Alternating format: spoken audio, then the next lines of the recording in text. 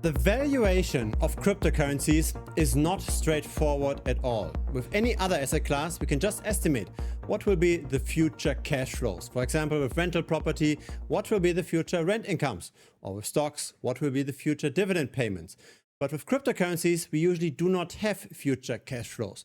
So we have to use something different. For example, psychological anchor point. So what we see here in this chart is the psychological anchor point of the market. As in, at what point in time and for what price did the current holders buy Bitcoin? And currently, the people are still in profit. They might not sell that quickly. But once, especially the short-term holders, start to turn into the negatives, that's where things might get dangerous. And currently, exactly at the 112K mark, we have a very nice solid support. The problem with data like this is that we can't really backtest how well did this work in the past. But there's one approach that I personally use a lot that has been backtested. And that's this approach over here. It's the 120-day simple moving average. When we look at all moving averages for Bitcoin, from the 2-way all the way to the 200-day, and we buy whenever the price is above the moving average to catch the current trend, and we sell whenever the price is below the moving average, so the line here in turquoise, and we avoid bear markets like this, and we try to figure out what's the best moving average duration. The 120-day is the best. And we are very close here to a support as well. The 120-day SMA is currently at $109,400. Here's the result of the backtest. I've presented this several times on this channel, so I keep this very brief in this video. On the x-axis, it shows the duration of the moving average, and on the y-axis, it shows the annualized performance. Buying and holding during the backtested time period would have given us this black line over here. And if we take a moving average that's longer than 30 days in duration, we tend to outperform just buying and holding by quite a bit. So buying and holding is the line in white. That's just the Bitcoin price.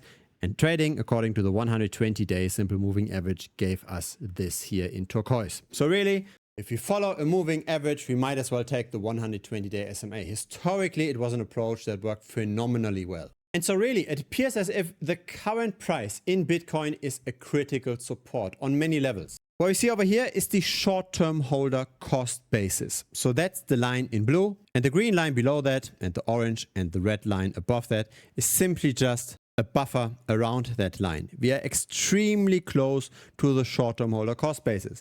If the short-term holders get into losses, they might start panic selling. A very similar picture to what we've already seen with the cost basis distribution heat map. The next days do matter. Most investors right now are of course in unrealized profit, not in unrealized loss. We do still have constant positive momentum. But it's interesting to have a look at what's actually causing that momentum, because this bull market is very different to prior bull markets in crypto. This bull market is not driven by the average retail investor. Have a look at the number of addresses with at least 0.1 Bitcoin. So that's currently a bit over $10,000 worth of Bitcoin. We tended to see more and more such wallets as Bitcoin gets more and more adoption and more retail investors get into the asset. But there has been an inflection point roughly 2 years ago. In the last 2 years, the number of addresses with 0.1 Bitcoin did not go up anymore. However, the price during that time definitely did go up. We went from 30K all the way to the current prices, right? And almost 4x. So that's the chart for 0.1 Bitcoin as a cutoff. Here's the chart for 1 BTC, an entire Bitcoin as a cutoff. So that's a bit over $100,000, obviously. A very similar pattern. We do not see how the number of such wallets is going up, while the price very much appreciated from 16K all the way to today. Now here's the 10 Bitcoin mark. So that's now more than $1 million. That has flattened out already much earlier when Bitcoin hit 20K. But now here is a surprise. Have a look at this chart and what's recently happening. This is the number of wallets that have at least 100 Bitcoin. So 10 million worth of Bitcoin. This suddenly did go up quite sharply. From 16,000 such wallets when Bitcoin was only at around 50K, all the way to 19,000 such wallets. Now, $10 million is a high number, but it's not high enough to be counted as institutional money, right? This is not the insurance companies or the treasury companies or the ETFs. This is simply just ultra high net worth individuals. And we have to think about the investment horizon of such people, right? The family offices of this world, the people that just diversify their hundreds of millions into Bitcoin as well? Are they going to actively trade Bitcoin, or are they more likely to hold it for a while just as a diversifier? Again, the number of such wallets went up by roughly 4,000, 4 to 5,000. There are 3,000 billionaires in this world. Now, I'm not saying that you have to be a billionaire in order to own 10 million worth of Bitcoin. That would be 1% of net worth. But it probably makes sense to have more than 100 million, which would, by the way, increase this number at least to 50,000 or so. There's at least 50,000 people that have 100 million. And so that's a big difference, right? The ultra high net worth people are buying. It's not necessarily the number of institutions that's going up. Here is the number of wallets with at least 1,000 Bitcoin. So that's now 100 million worth of Bitcoin. That's the BlackRocks of this world, etc. Now, why is this data so important? It's important to understand the supply and the demand dynamics. In the end, future price developments is all just the intersection of demand and supply. Now, the current demand of Bitcoin is by people that tend to just buy and hold long term, that just have a portfolio of diversified assets, that want to keep up with monetary debasement, that don't necessarily time the market that much. So the nature of the current buyer tends to just buy and hold. They tend to be diamond hands. They tend to not get shaken out of the market that quickly. We've also got data around this, right? This is the number of Bitcoin that's held by the treasury companies. That's of course led by Michael Saylor's strategy, formerly known as MicroStrategy. Or have a look at the number of Bitcoin that's in the ETFs. It also tends to just go up. Yes, there are small dips here and there, but the general trend is clear. The supply of Bitcoin that has not moved for the last 5 years tends to just grow over time. And this is in percent. This is not in number of Bitcoin. So more and more of Bitcoin over time gets stacked away and never touched again. And I think that this will likely continue to rise given the people that are currently buying. The reason why we see those 60, 70, 80% crashes in Bitcoin or in crypto as a whole is because of the retail investor, not because of the long-term investor. Because this is how retail typically acts. As the price of an asset goes up further and further, most people wonder, should I potentially enter as well? And that's a problem because more often than not, those people that buy into a rally, they haven't really made their research and they might panic sell very quickly once the current rally doesn't continue. The more supply is in the short-term holder, the more dangerous the situation is because the short-term holder is also exiting very quickly. And what we see over here is the percent of Bitcoin that's held by wallets that have moved their Bitcoin within the last 6 months. So this tends to go up when there's a rally, as in there's more and more new people entering the space. This tends to go down as there's a bear market, because then the short-term holders are simply just selling and the long-term holders are taking over. They dollar cost average. And so it's always dangerous to buy when there's a lot of short-term holders, because they might very quickly exit again and depress the price. Currently, by the way, we are not very high in the percent of Bitcoin held by the short-term holders. So the current rally seems to be quite stable. Now, that doesn't mean that I will not respect my 120-day SMA, right? This is still a good risk management strategy. If we fall below that moving average, I will sell a big fraction of my Bitcoin. But I will also buy back in very quickly once we go above again. It's simply just a risk management tool. It's simply just to time the current momentum. If you ask me, where do I see Bitcoin 5 years from now? It's pretty certainly going to be higher compared to where it is today, simply because the people that are currently accumulating Bitcoin, they tend to just hold long term. And as fiat currency tends to inflate more and more, right, the monetary base expands by roughly 6.8% per annum. As money debases over time and Bitcoin doesn't debase as quickly, it rather gets accumulated. Of course, the price long term has to appreciate. Still, I like to protect myself against temporary drawdowns. We never know when the current momentum turns around. And so this is simply just another risk management tool for me.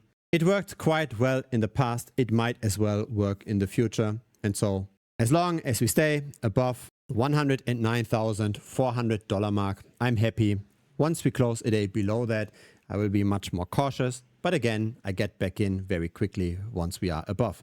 It's a very simple strategy. It's free of any emotions, and it ensures that we never drop in our Bitcoin allocation by more than 70%, but it also ensures that we are participating as the bull market continues. Now, if you've watched a few videos on this channel already, you might see that I approach crypto quite differently to most others. Most others just try to find the next meme coin that does the 10 or the 100x return, but more often than not, those kind of bets just go to zero. I do the exact opposite. I bet on falling prices of the crappy altcoins, and I started trading for this community on the 10th of July. And so far, things are developing very, very nicely. The annualized performance is 79%, while the maximum drawdown was only 2.3%. So this is the exact opposite of buying a meme coin, where you're losing most of the time and you're hoping for this one lucky moonshot. When I look at other people here on YouTube, I don't really see them being that open, as that they show directly what performance they are doing versus the market in real time.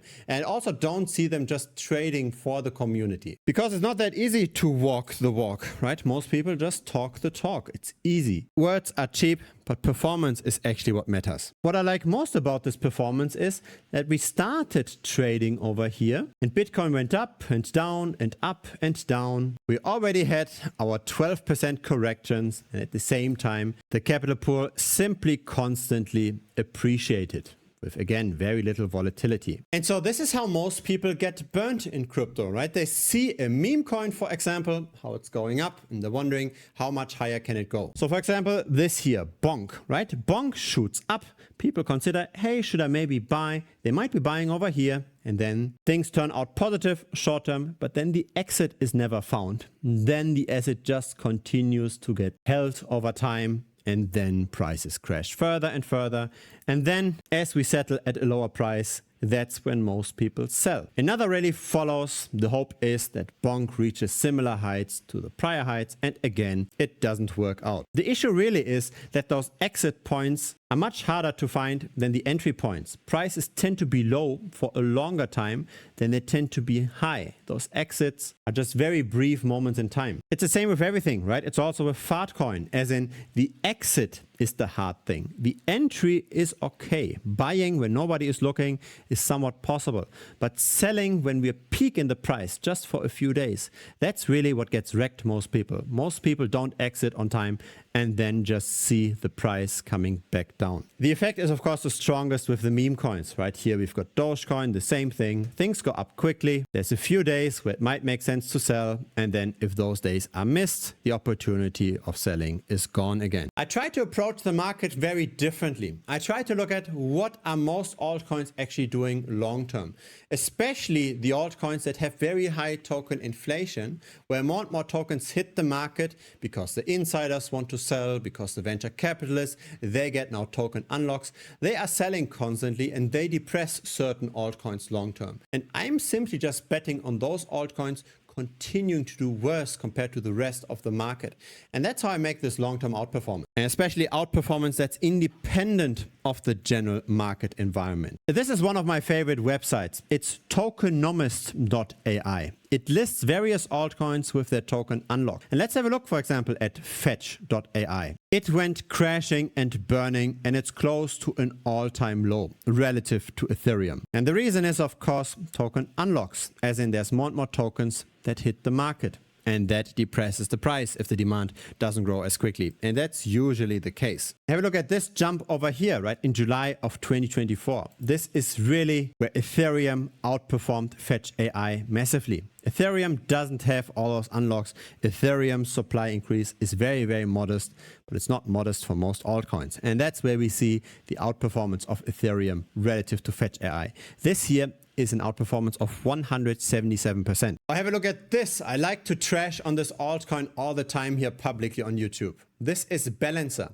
This is the supply of Balancer tokens over time. The Balancer DeFi protocol started with 20 million worth of tokens, and now the liquidity mining expands that supply further and further. And now we are at roughly 70 million BAL tokens. And here's Ethereum relative to Balancer. So it's just outperforming all the time. Or in other words, Balancer is doing worse. And this is how we make the performance. Balancer has no usage at all. The total value locked in in Ethereum is going down, the number of tokens is going up, and so of course we see constant underperformance, and that's what we can make become our profit. So this again, Ethereum relative to Balancer, this blue line over here, that's the Ethereum price itself. So that's how much of a difference this makes, right? Ethereum crashes and rallies and crashes again and rallies again, or you just get constant outperformance with those relative valuation bets. I have a look at this at the bottom. This is the Bitcoin price during the same time. Again, Bitcoin can crash by more than 70%.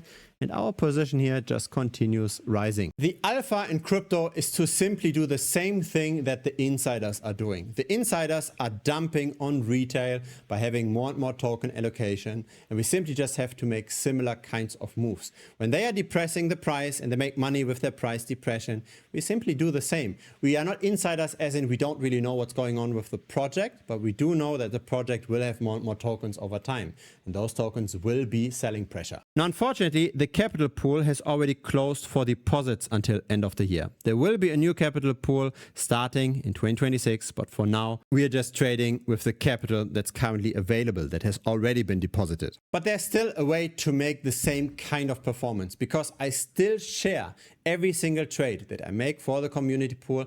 I still share that in a dedicated channel. And I want to share the two recent trades. For example, here I closed the Filecoin short after an underperformance of 8% in just 9 days. So we short over here, the price is going down. And then over here, we've got another one. Trump relative to Solana, it underperformed by 23% within 3 weeks. I'm closing those shorts after they get close to the lower end of the trading range. And then I look for the next entry opportunity once we are higher again. The background of those shorts is, of course, again, token inflation. Just have a look at Tokenomics.ai, see what Filecoin and Trump have listed as their tokenomics. But yeah, you can simply just copy trade whatever I'm trading. So here are a few wins of community members that post their gains here as well.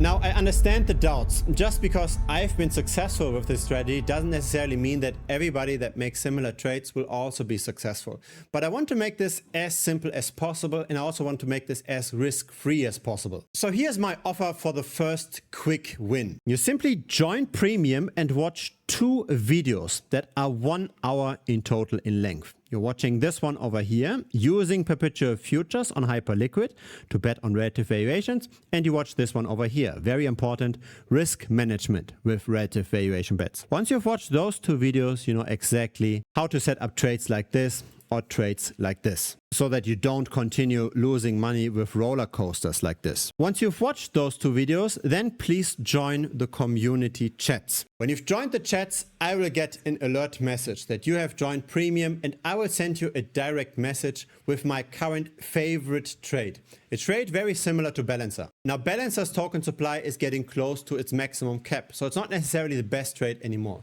But it's a very similar trade that's still early in its infancy. It's likely going to perform very similar to this trade. Now, I will share my favorite trade with you, but also I will put a little guarantee to this. When you join this trade and you're not making money after 1 month of holding this position, then I will refund the membership fee to you 100%, no questions asked. So you can simply join Premium, join this trade. If you don't make money with it, again, you just get this money back. It's pretty much risk-free. You learn everything. You learn how to make all of those relative valuation trades. You can binge watch all the tutorials. You can just copy trade whatever I trade. If this initial trade that I'm sharing with you won't make money, you get that all for free. You're just risking the $125, but if you're not successful, you get the money back. Now, the capital pool has already closed, but there will be a new pool at the beginning of next year. And if you want to be notified first before that second pool closes as well, then feel free to join the annual membership. You can start with monthly and then switch to annual later. You do not get access to the automated copy trading with the annual membership right now, but you will get a first invite as an annual member in January of 2026. A link to Premium will pop up directly on the screen. Just click on that. It will lead you to the website. If it's your very first time here, feel free to subscribe. I publish these regularly. A like would be very much appreciated as well. It helps the channel grow. See you next time on YouTube, or see you in Premium. Cheers.